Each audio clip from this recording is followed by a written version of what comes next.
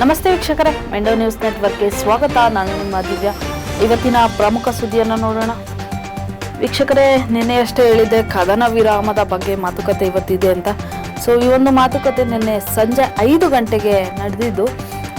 ಪಾಕ್ ಹಾಗೂ ಭಾರತ ಎರಡರ ಮಧ್ಯ ಏನು ಕದನ ನಡೀತಿತ್ತು ಇದನ್ನು ಇಲ್ಲಿಗೆ ನಿಲ್ಲಿಸೋಣ, ಸೊ ವಿರಾಮವನ್ನು ತೆಗೆದುಕೊಳ್ಳೋಣ ಅಂತ ಬೆದರಿದ್ದಂತಹ ಪಾಕಿಸ್ತಾನ ಬೇಡಿಕೆಯನ್ನು ಇಟ್ಟಿತ್ತು. ಸೊ ಇದೆಲ್ಲವಕ್ಕೂ ನಮ್ಮ ಮೋದಿಯವರು ಸರಿ ಆಯಿತು, ಇಲ್ಲಿಗೆ ನಿಲ್ಲಿಸೋಣ ಒಂದು ಕದನ ವಿರಾಮವನ್ನು ಅಂತ ಏನು ಒಪ್ಪಂದ ಆಯಿತು.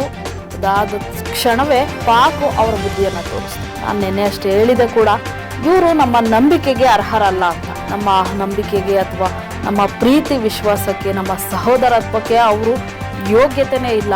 ಸೊ ಅದಕ್ಕೆ ಉದಾಹರಣೆಯಾಗಿ ನಿನ್ನೆ ಸಂಜೆ 5 ಗಂಟೆ ಆಗ್ತಿದ್ದಂಗೆ ಆಯಿತು, ಇನ್ನು ಮುಂದೆ ಕದನ ನಿಲ್ಲಿಸೋಣ, ಸದ್ಯಕ್ಕೆ ವಿರಾಮ ತೆಗೆದುಕೊಳ್ಳೋಣ ಅಂತ ಒಂದು ಕಡೆ ಒಪ್ಪಂದ ಆಗ್ತಾ ಇದ್ರೆ, ಮತ್ತೊಂದು ಕಡೆ ಪಾಕಿಸ್ತಾನ ಪಂಜಾಬ್ನ ಹೋಶಿಯಾಪುರ್, ಜಲಂಧರ್ ಹಾಗೂ ಜಮ್ಮು ಕಾಶ್ಮೀರದಂತಹ ಬಳಿ ಇರುವಂತಹ ಶಿಮ್ಶಾ ಇಲ್ಲಿ ಮತ್ತೆ ಡ್ರೋನ್ಗಳನ್ನು ಬಿಟ್ಟು ಈ ಒಂದು ಕಾರ್ಯಾಚರಣೆ ಎಲ್ಲ ಏನು ನಡೀತಾ ಇತ್ತು ಅದರ ವಿರುದ್ಧ ಜಲಂಧರ್ ಹಾಗೂ ಶಿಮ್ಶಾ ಈ ಭಾಗಗಳಲ್ಲಿ ಆ ಒಂದು ಮನೆಗಳನ್ನ ಧ್ವಂಸ ಮಾಡುವಂತಹ ಕೆಲಸಕ್ಕೆ ಕೈ ಹಾಕಿತ್ತು ಅಂತಾನೆ ಹೇಳ್ಬೋದು. ಆದ್ರೆ ಅವ್ರಿಗಿಂತ ನಾವೇನ್ ಕಮ್ಮಿ, ನಮ್ಮ ಯೋಧರು ಏನ್ ಕಮ್ಮಿ.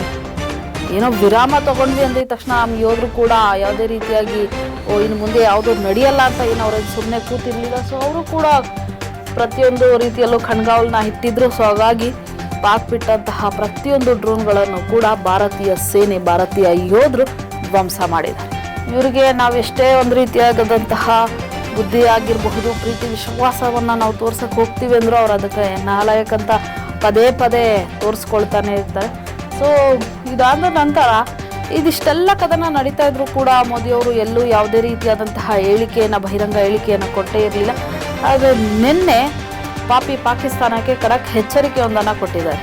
ಕದನವನ್ನು ನಾವು ನಿಲ್ಲಿಸಿಲ್ಲ, ಇದು ಬರೀ ವಿರಾಮವಷ್ಟೇ, ಸದ್ಯಕ್ಕೆ ತಾತ್ಕಾಲಿಕವಾಗಿ ನಾವು ಸುಮ್ಮನೆ ಇದ್ದೀವಿ, ಬಟ್ ಇದನ್ನೇ ನೀವು ಉಪಯೋಗಿಸ್ಕೊಂಡು ಮತ್ತೆ ಯಾವುದಾದ್ರೂ ರೀತಿಯಲ್ಲಿ ಮತ್ತೆ ನಮ್ಮ ಮೇಲೆ ದಾಳಿಯನ್ನು ಮಾಡೋದಕ್ಕೆ ಬಂದರೆ ನಿಮ್ಮನ್ನು ಮಾತ್ರ ಧ್ವಂಸ ಮಾಡದೆ ಸುಮ್ಮನೆ ಬಿಡೋದಿಲ್ಲ ಅನ್ನೋ ರೀತಿಯಾಗಿ ಖಡಕ್ ಎಚ್ಚರಿಕೆಯನ್ನು ಕೊಟ್ಟಿದ್ದಾರೆ. ನೇರವಾಗಿ ಎಚ್ಚರಿಕೆಯನ್ನು ಕೊಟ್ಟಿದ್ದಾರೆ ಅಂತಲೇ ಹೇಳ್ಬೋದು. ಇದು ಸದ್ಯಕ್ಕಂತೂ ಕದನ ವಿರಾಮ ಆಗಿದೆ, ನಿಂತಿದೆ. ನೋಡೋಣ ಮುಂದಿನ ದಿನಗಳಲ್ಲಿ ಏನಾಗಬಹುದು. ಇನ್ನು ನೆಕ್ಸ್ಟ್ ಸುದ್ದಿಯನ್ನು ನೋಡೋದಾದರೆ ವೀಕ್ಷಕರೇ, ದಿನೇ ದಿನೇ ಈ ಕಿಡಿಗೇಡುಗಳ ಕೃತ್ಯಗಳು ಹೆಚ್ಚಾಗ್ತಾ ಹೋಗ್ತಾ ಇದೆ. ಇವರು ಒಂದು ರೀತಿಯಾಗಿ ಮಾನಸಿಕ ವಿಕೃತಿಯನ್ನು ಮೆರೀತಾ ಇದ್ದಾರೆ ಅಂತಲೇ ಹೇಳ್ಬೋದು. ಬೇಕಂತ ಮಾಡ್ತಿದ್ದಾರೋ ಇವರನ್ನೆಲ್ಲ ಯಾವ ರೀತಿ ಮನುಷ್ಯರನ್ನೋದಕ್ಕೆ, ಮಾನವ ಜನ್ಮಕ್ಕೆ ಇವರು ನಾಚಿಕೆಗೆ ಹಿಡಿದಂತಹ ಇರ್ಬೋದು. ಯಾಕಂದರೆ ವೀಕ್ಷಕರೇ, ಮತ್ತೆ ಕೂಡ ಚಿಕ್ಕಮಗಳೂರಲ್ಲಿ ಹಸುವಿನ ಕೆಚ್ಚಲನ್ನು ಕತ್ತರಿಸುವಂತಹ ಘಟನೆ ನಡೆದಿದೆ.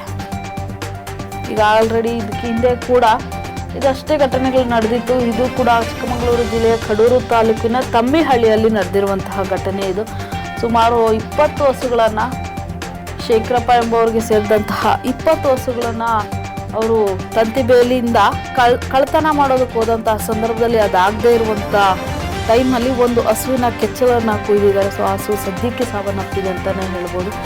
ಇದ್ರ ಹಿಂದೆ ಕೂಡ ಈ ಹಿಂದೆ ಜನವರಿ 12ರಲ್ಲಿ ಬೆಂಗಳೂರಿನ ಚಾಮರಾಜಪೇಟೆಯಲ್ಲಿ ಇದೇ ರೀತಿಯಾಗಿ ಘಟನೆ ನಡೆದಿತ್ತು. ಅದಾದ ನಂತರ 16ನೇ ತಾರೀಕು ಮೈಸೂರು ಜಿಲ್ಲೆಯ ನಂಜನಗೂಡು ಮತ್ತು ಜನವರಿ ಉತ್ತರ ಕನ್ನಡ ಜಿಲ್ಲೆ ಹೊನ್ನಾವರ ತಾಲೂಕಿನಲ್ಲೂ ಕೂಡ ಇದೇ ರೀತಿಯಾದಂತಹ ಘಟನೆ ನಡೆದಿತ್ತು. ಗರ್ಭದಲ್ಲಿದ್ದಂತಹ ಕರುವನ್ನು ಕುಯ್ದು ಬಿಸಾಡಿದಂತಹ ಘಟನೆ. ಅದಾದ ನಂತರ ಮತ್ತೆ 30ನೇ ತಾರೀಕು ಉಡುಪಿ ಜಿಲ್ಲೆ ಬ್ರಹ್ಮಾವರ ತಾಲೂಕಿನಲ್ಲೂ ಕೂಡ ಇದೇ ರೀತಿಯಾದಂತಹ ಘಟನೆ ನಡೆದಿತ್ತು. ಈಗ ಮತ್ತೆ ಅದೇ ರೀತಿಯಾದಂತಹ ಘಟನೆ ಚಿಕ್ಕಮಗಳೂರು ಜಿಲ್ಲೆ ಕಡೂರು ತಾಲೂಕಿನಲ್ಲಿ ನಡೆದಿದೆ ಅಂತಲೇ ಹೇಳ್ಬೋದು. ವೀಕ್ಷಕರೇ, ಇದು ದಿನೇ ದಿನೇ ಹೆಚ್ಚಾಗ್ತಾ ಇದೆ.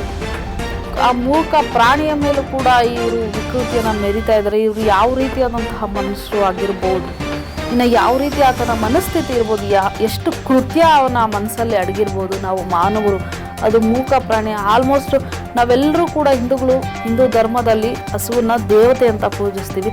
ಆದರೆ ಇವರು ಮಾತ್ರ ಈ ರೀತಿ ಕಿಡಿಗೇಡಿಗಳು ಈ ರೀತಿ ನಡ್ಕೊಳ್ತಾ ಇದ್ದಾರೆ. ಸದ್ಯಕ್ಕೆ ಪೊಲೀಸ್ ಠಾಣೆಯಲ್ಲಿ ಪ್ರಕರಣ ದಾಖಲಾಗಿದೆ. ಮುಂದಿನ ದಿನಗಳಲ್ಲಿ ಕಿಡಿಗೇಡಿಗಳನ್ನ ಹಿಡಿಯುವಂಥ ಕೆಲಸ ಪೊಲೀಸರು ಮಾಡ್ತಾ ಇದ್ದಾರೆ. ಸೊ ಸರ್ಕಾರ ಕೂಡ ಇದ್ರ ಬಗ್ಗೆ ಸ್ವಲ್ಪ ಗಮನ ಹರಿಸ್ಬೇಕು. ಪ್ರತಿ ತಿಂಗಳಿಗೊಂದು ವಾರ, 15 ದಿವಸ, 2 ತಿಂಗಳು ಈ ರೀತಿ ಘಟನೆಗಳು ಮರುಕಳಿಸ್ತಾನೆ ಇದ್ದರೆ ರೈತರು ತುಂಬ ಕಷ್ಟ ಆಗಬಹುದು ರೈತರಿಗೆ. ಈಗ ಆಲ್ರೆಡಿ ರೈತರಂದ್ರೇ ಅವರು ಕಷ್ಟದಲ್ಲಿದ್ದಾರೆ. ಬಟ್ ಇದು ರೀತಿ ಇಷ್ಟು ದಿನ ಬೆಳೆಗಳಾಯಿತು, ಎಲ್ಲವೂ ಆಯಿತು. ಈಗ ಹಸುಗಳ ಮೇಲೂ ಕೂಡ ಈ ಕಿಡಿಗೇಡಿಗಳು ಈ ರೀತಿಯಾದಂಥ ಕೃತ್ಯ ಮಾಡ್ತಾ ಇದ್ದರೆ ಅವರು ಬದುಕುವಂಥದ್ದು ಕೂಡ ಕಷ್ಟ ಆಗುತ್ತೆ. ನಾಳೆ ದಿನ ನಮ್ಮ ಬದುಕಿಗೂ ಕೂಡ ಕಷ್ಟ ಆಗಬಹುದು. ಸೊ ಹಾಗಾಗಿ ಸರ್ಕಾರ ಕೂಡ ಎಚ್ಚೆತ್ತುಕೊಂಡು ಇದ್ರ ಬಗ್ಗೆ ಆದಷ್ಟು ಗಮನ ಕೊಡಿ ಅಂತ ಕೇಳ್ಕೊಳ್ತಾ, ಇದಾಗಿತ್ತು ಈ ಕ್ಷಣದ ಸುದ್ದಿ. ನಿರಂತರ ಸುದ್ದಿಗಾಗಿ ನೋಡ್ತಾ ಇರಿ ಮೆಂಡೋ ನ್ಯೂಸ್ ನೆಟ್ವರ್ಕ್. ಮೆಂಡು ನ್ಯೂಸ್ ನೆಟ್ವರ್ಕ್, ಸತ್ಯದ ಕನ್ನಡಿ.